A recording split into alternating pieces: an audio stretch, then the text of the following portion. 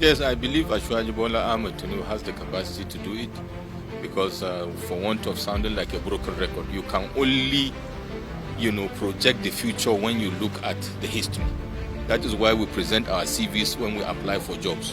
When we go to seek for the hand of a lady in marriage, they ask us about our background, who we are, what we have done in life. That is the only way you can project what may come in the future. And like I said earlier, this mix of skills are going to be brought to the table.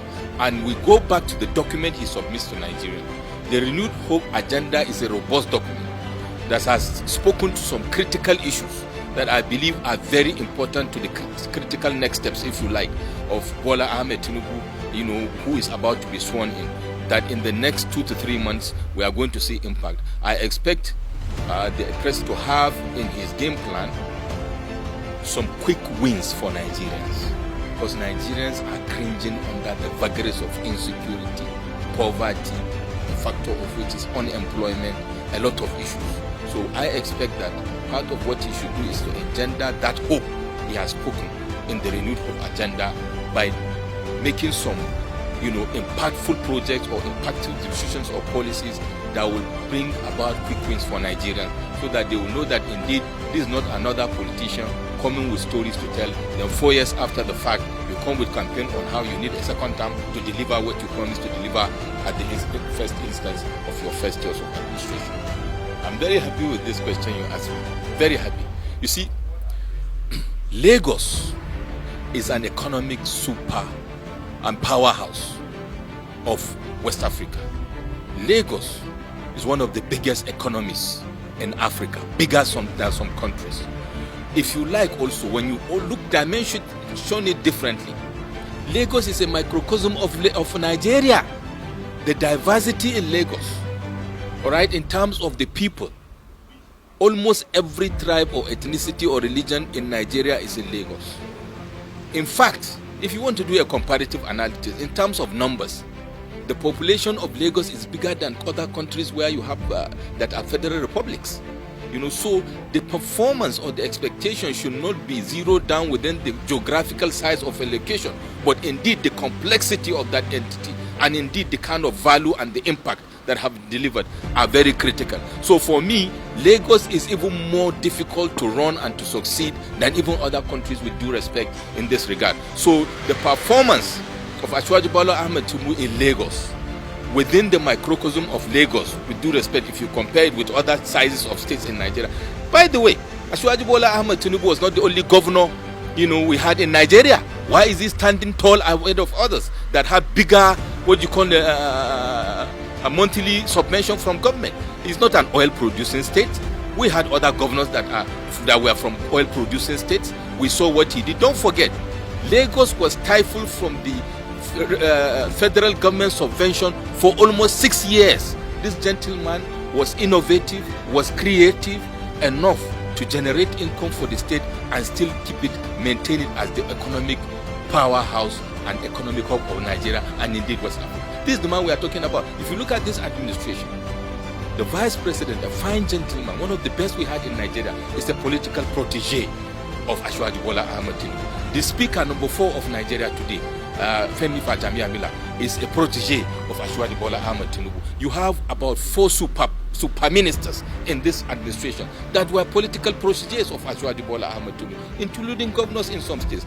These demonstrate the capacity inherent of a person, that he has capacity.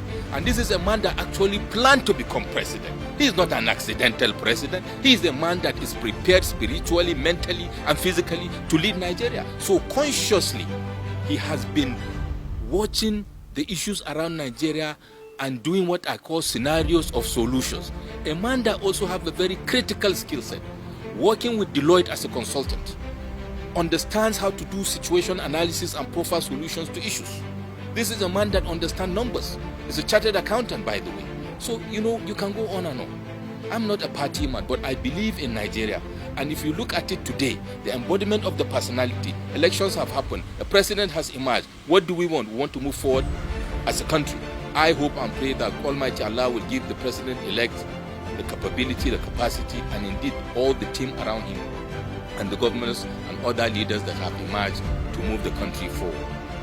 The Renewed Hope agenda, as highlighted in his Renewed Hope blueprint, which he shared with Nigerians during his campaign, have clearly shown what he has for Nigerians in store in terms of infrastructural development, in terms of revamping the economy. What I expect is based on matters arising from the time of campaign 6 to 7 months ago when that blueprint was created. A lot of things have happened to the Nigerian economy. A lot of things have happened to the global economy that have impacted Nigerian economy. So I reckon that the incoming president and his team have been tweaking the strategic document with a view to making, the necessary impact.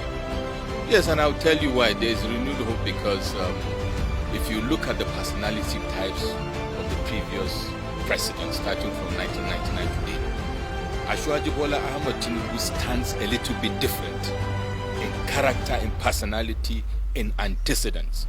This is a man that has cut his teeth in the corporate world, private sector. He has also done good for himself in business and then in public service. He was even in the public service in the legislature, and now he's in the executive. As governor from 1999 to 2007, we saw what President Bola Ahmed Tinubu did to the economy of Lagos. We saw what he did in terms of infrastructural development. We saw what he did in terms of youth empowerment. We saw what he did in terms of supporting the women and the children.